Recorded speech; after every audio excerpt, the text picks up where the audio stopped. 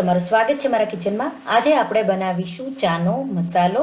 આ ચાનો મસાલો આપણે માર્કેટ કરતાં સસ્તો, ટેસ્ટી અને તમે લાંબા ટાઈમ સુધી સ્ટોર કરી શકો એવી હું તમને પરફેક્ટ માપ સાથે એકદમ ટેસ્ટી ચાનો મસાલો ઘરે કેમ બનાવવો એ કહીશ।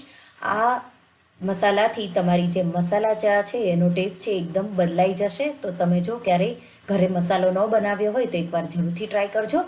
તો એના માટે મેં અહીંયા 100 ગ્રામ સૂંઠ, તો સૂંઠને લઈ મેં એને થોડી વાર તડકામાં રાખી અને પછી મેં એને પાવડર કરી લીધો છે। તમે રેડીમેડ માર્કેટમાંથી પણ સૂંઠનો પાવડર લઈ શકો છો। અહીંયા મેં 2 તજના મોટા ટુકડા લઈ લીધા છે। 1/4 કપ એલચી, એલચીને આપણે છોતરા સહિત વાપરીશું। 1/2 જાવિત્રી, ટેબલ સ્પૂનથી માપો તો 1 ટેબલ સ્પૂન જેટલી। 1 ટેબલ સ્પૂન લવિંગ, 1 ટેબલ સ્પૂન મરી અને આપણે એક આખું જાયફળ લેશું। તો જાયફળને ખોલી અને એના હું ટુકડા કરી લઈશ। તો આ મસાલાને આપણે શેકી અને પછી એનો પાવડર કરીશું એટલે એમાં ભેજ ન રહે અને લાંબા ટાઈમ સુધી આપણો મસાલો ફ્રેશ રહે। તો જાયફળને મેં ખોલી અને મેં એને ખાયણી દસ્તામાં થોડું એને ખાંડી આ રીતે એના ટુકડા કરી લીધા છે। એ જ રીતે મેં તજને પણ દસ્તો મારી અને આ રીતે ટુકડા કરી લીધા છે। આપણે તવાને હલકો ગરમ કરી 2 વસ્તુ નાખી અને 2 મિનિટ માટે સ્લો ગેસ પર શેકી લઈશું। એટલે તજમાં જો ભેજ હોય તો એ નીકળી જશે અને એકદમ એનો સારી એવી અરોમા આવશે તમે શેકશો ત્યારે। તો હવે શેકાઈ ગયું છે, 2 મિનિટ થાય એટલે આપણે એને પ્લેટમાં કાઢી લઈશું।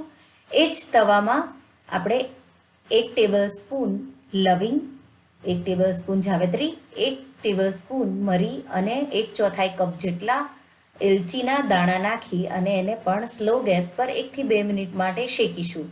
તો હલાવતા રહી અને શેકવાનું અને આનાથી તમારા ઘરમાં આખી અરોમા આવશે એટલે આ એકદમ સારી રીતે શેકાઈ જશે। જાવિત્રીને થોડી આ રીતે છૂટી પાડી શેકીશું એટલે એમાં બિલકુલ ભેજ ન રહે। આ રીતે મિક્સ કરી અને શેકીશું। તો બહુ વધારે નથી શેકવાનું, માત્ર ક્રિસ્પી થાય એટલું જ આપણે એને શેકવાનું એટલે આપણો મસાલો એકદમ સારી રીતે પીસાઈ જાય।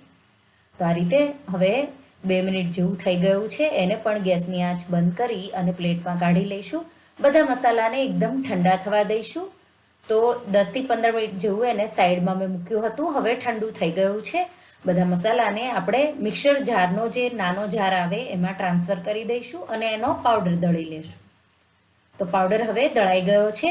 હવે જે આપણે 100 ગ્રામ સૂંઠનો પાવડર લીધો છે એ થોડો થોડો ઉમેરી અને મિક્સરમાં જ ફેરવી અને મિક્સ કરી લઈશું। તો આ રીતે મેં 100 ગ્રામ સૂંઠનો પાવડર ઉમેરી મિક્સરમાં મેં એને ફેરવી લીધું છે એટલે સારી રીતે મસાલો આપણો મિક્સ થઈ જાય। તો તમે જોઈ શકો છો આપણો ચાનો મસાલો તૈયાર થઈ ગયો છે।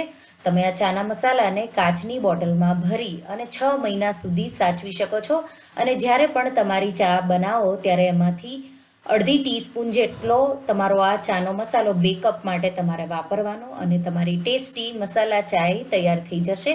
જો તમે ક્યારેય આ રીતે ઘરે ચાનો મસાલો ન બનાવ્યો હોય તો આ રેસીપી એકવાર જરૂરથી ટ્રાય કરજો।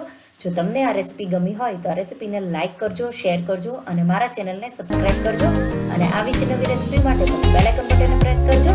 તો તમે ઘરે એકવાર આ ચાનો મસાલો બનાવી મને કમેન્ટમાં જણાવજો કે તમને મારી રેસીપી કેવી લાગી। Thank you for watching.